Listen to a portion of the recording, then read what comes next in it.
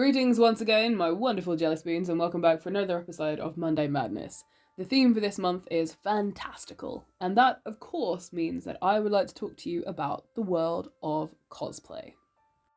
As you can see right now, this is a view of my cosplay room, my sewing room, the room where all of my stuff is crammed together, from fabric to old costumes to new costumes to projects I'm currently working on to projects I hopefully will at some point finish, to little bits of ideas here and there, to bits of fabric that I have found that I want to use for something at some point, all my mannequins, and various props and things that I have made over the years. This is my costume rack, with most of my costumes from Der Tod from the musical Elizabeth, various Peter Pan costumes from my own interpretations to exact replicas from the Finding Neverland movie. You've also got things like my Kingsley and my Lucian, my new Kingsley trousers that I have yet to wear to a con, a project I'm working on, my old Raistlin tunic, my Ashton outfit, my Molly 3.0, my Molly 2.0 shirt, various things like that. Somewhere in there is my tail, my Molly leggings. This one is Lucian. That one is more Lucian, I believe. This one is cool tunic thing that I made, the Darkling, and Repo the Genetic Opera's Grave Robber. It's pointless to look back over your life and wish that you had done something earlier because, well, you can't change the past, so what's the point in looking back and making yourself sad? But I really, really do wish that I had got into cosplay when I was a lot younger. I'm not exactly old right now, but I just can't help thinking that if I'd got into it when I was a teenager, then I would have so many more years of experience and sewing and just betterness under my belt. Betterness is now a word, by the way. But I didn't. I didn't have a very good technology department in my school. We didn't really get taught how to sew. I didn't have someone in my life who was very passionate about sewing, so it was never something I thought about. I was into the drama department, but all of our costumes were either rented out or were pre-made. I didn't have any experience of making things and how satisfying that was. My version of creating a character was portraying them. I would get given a costume and I would embody the character. I never really thought about creating them from scratch. And so really and truly, I still consider myself pretty much a baby cosplayer because while I have been doing it solidly for about 4 or 5 years-ish now, and I have definitely improved, as you can see, simply through watching my old videos and how fast I can make costumes now, it just still feels like I am right at the beginning. I try not to compare myself to people a lot because I know lots of other people have better experiences, more opportunities than me, or have been just doing it for longer. But nonetheless, I still see myself very much at the beginning of this path, and I'm looking ahead to all the places that I hope to be one day, and along with that, you can't help but look at the people who are already there. However, again, I do want to stress that cosplay, unless you are literally on a stage in a competition, should not be and is not a competition. It is cosplay. Costume play. You're doing it for the fun of playing around as these characters and creating things. It is predominantly, first and foremost, for fun. And that is the reason I got into it and the reason why I'm still so passionate about it 4 or 5 years on. It's also helped me with my love of theatre too. I took a step back from the theatre world because I got very busy doing other jobs and projects, but I've recently took a little delve back into it, and my love of that is still 100% there, and cosplay has definitely helped. I've been able to go into costume departments, I've been able to help out backstage and do various things, I've been able to help create the costumes that I wear, and my future plans in terms of what I realistically think I would be able to do have drastically shifted as well, because I no longer doubt my own abilities. I think that when I've worked harder and when I've got to a certain point, I will be able to make costumes properly. And by properly, I mean, for people besides myself. I'm very lucky in that I have a tremendous amount of support from my friends and my family and people that I know.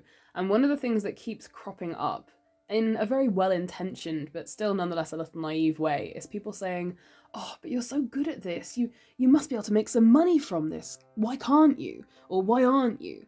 And the simple truth is that I'm a cosplayer, not a professional costume maker.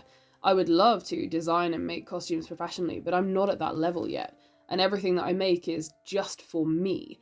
I know how to hide a seam if I just can't get it right. I know how to edit a project so that it will fit me, but it probably wouldn't work on anybody else. I know how to make things in my sewing room in my house privately, and I know how to stay up until 5 a.m. in the morning finishing something the night before a con, but that just isn't the skills that are necessarily going to help me in the quote-unquote real world. Or so I thought. Recently, it has been brought to my attention that while I have been honing my skills, and I may not be at a professional level yet, I nonetheless have been completely unintentionally building a portfolio.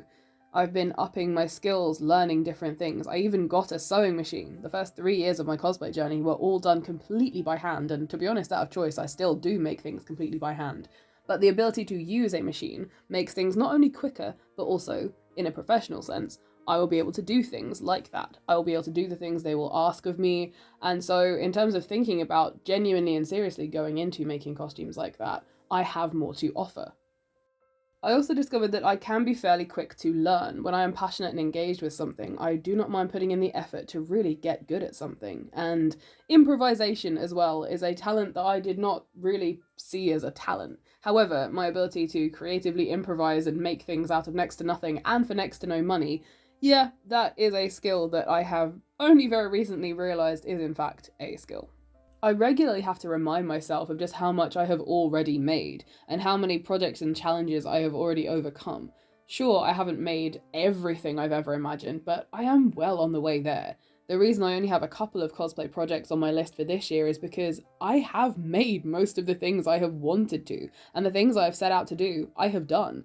Consistently as well. I did a year where I made a cosplay every single month. I have done many years where I've made big projects, small projects, very last minute projects. I am a sucker for a con crunch, and here we go, I've done it again. But nonetheless, I have still done it. And I am constantly surprising myself about that. Because sometimes you forget how far you've come because you get caught up in the, oh, I'm not far enough yet. The thing that draws me every single time to come back to cosplay, whether I feel like I haven't got the time or the energy or the money. I mean, I've never got the money. All of my cosplays are made for cheap. But no matter how I'm feeling, I always come back to it. There is always something that I want to be making and doing. I don't see myself ever getting tired of this hobby. And it's partly because there is so much room to grow. You can never be the best at it. And every time I sit down to think, oh, what character would I like to create? It is the most exciting moment because you get to get bigger and bolder and more daring and more dramatic and more creative, and that's something that I absolutely love. It's the reason why I'm making my 4th Molly Mork coat. It's the reason why I've made, God, 6, I think, Peter Pan costumes. It's the reason why I will never get bored of this hobby because there's just still always going to be things to do. And my favourite thing, the big reason I do it, is because, well, I like a challenge, but predominantly because I like to become the characters that I love. I like to show the characters that I love in every possible respect. And one really, truly amazing way for me to feel completely connected to these characters is to build them from the ground up. I'm not just putting on a costume that someone else has created and then becoming the character. I am making them for myself. I'm understanding their journey a little bit. When it comes to characters like Molly Mork, I'm building a costume based on how I've understood this character and imagining him embroidering different pieces on his coat and what they all might mean, and seeing how weather beaten his shirt is and imagining all the adventures he's gone on. I'm putting together leggings based on how practical they are. Can you bend? Can you fight? Can you swing a sword in them? When making Ashton's hammer, I'm making it so it's weighted so that it's not too heavy at one end and light at the other. I'm sticking his jacket together made out of old pieces of leather that I've put together from my scraps box. And then when I put it all together to create a character, and you stand there for the first time looking at yourself, nothing can quite prepare you for seeing yourself full ensemble as a character. You've got your face paint or your makeup on, you've got the wig, you've got the costume on, and you become this character and you just look at yourself. Nothing can compare you for that. Nothing can prepare you for that. It's just a truly, truly gobsmacking experience. And you're not just playing a character, but you have created this entire thing. And you're so damn proud of yourself. Even if it's just the smallest, simplest thing, it is incredible. Genuinely incredible and mind-blowing, because sometimes I've been guilty of not thinking that I can do things, and yet I can. And alleviating all of that doubt in one simple moment of just looking at yourself and going, fuck, I made this and I'm wearing it and it hasn't fallen apart. That is truly a wonderful moment of life. And that is what makes the world of cosplay so fantastical. it's not just creating things, but seeing it all come together at the end.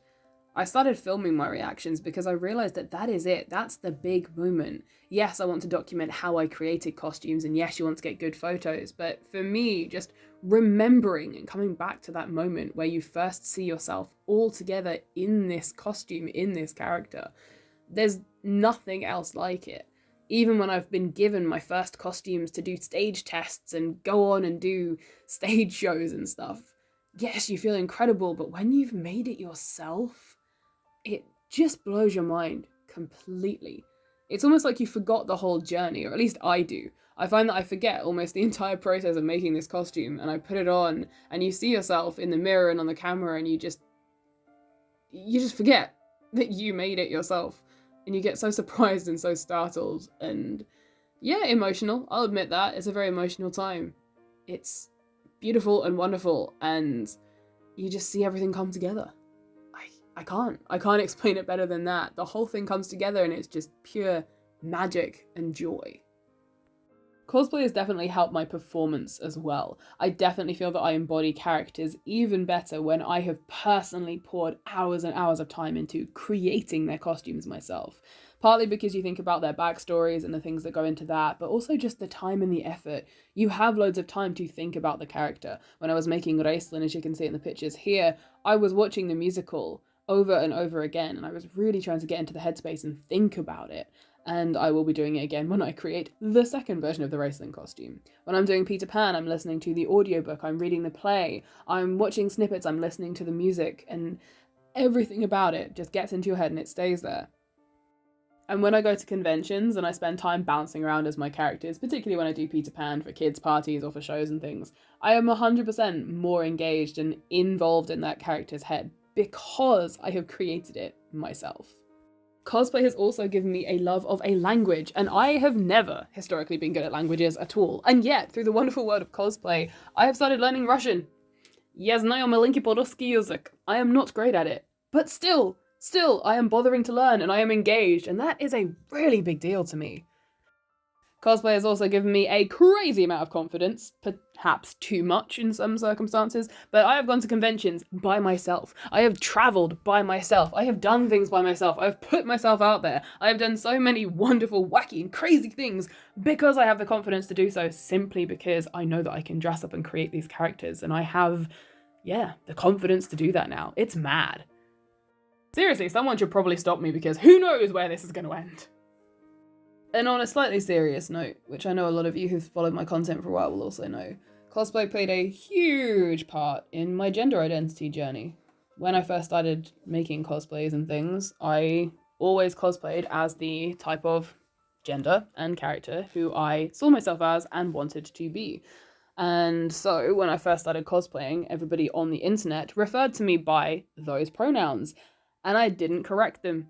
And that was the first big moment in my life where I stopped and went, why am I not correcting people? Because I don't feel like they're wrong. So to any of you guys who've been here since the beginning, you're pretty responsible for that.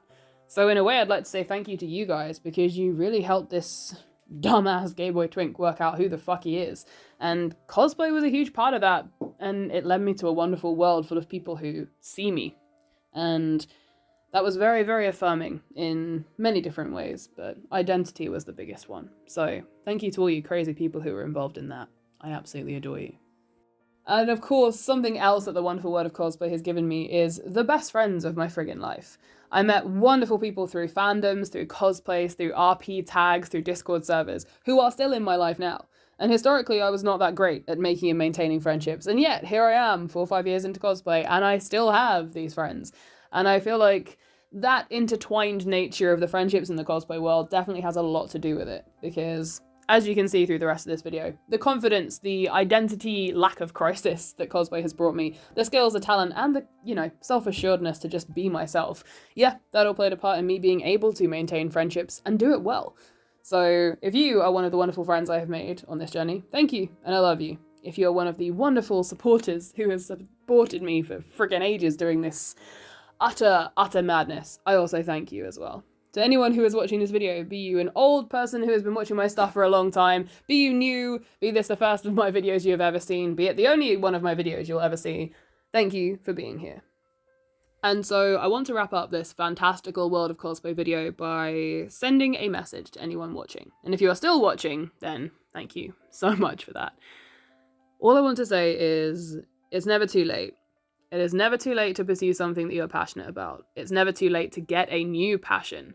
It's never too late to try. It's never too late to learn. And it's never too late to pack something up and say, this is it for me. I'm going to put it down for a while or even forever.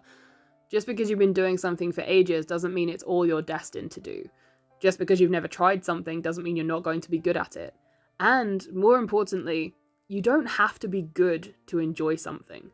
I have been very lucky and very fortunate, and when I tried my hand at cosplay and got creative with it, I was okay at it.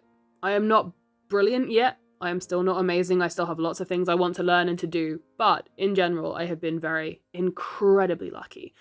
And any of the skills that I have and have honed and have learnt definitely are a blessing to me. But I am still not technically the best or good yet. I want to get there at some point. But what I do want to reiterate is, you do not have to be good or great or brilliant or the best at something to enjoy it.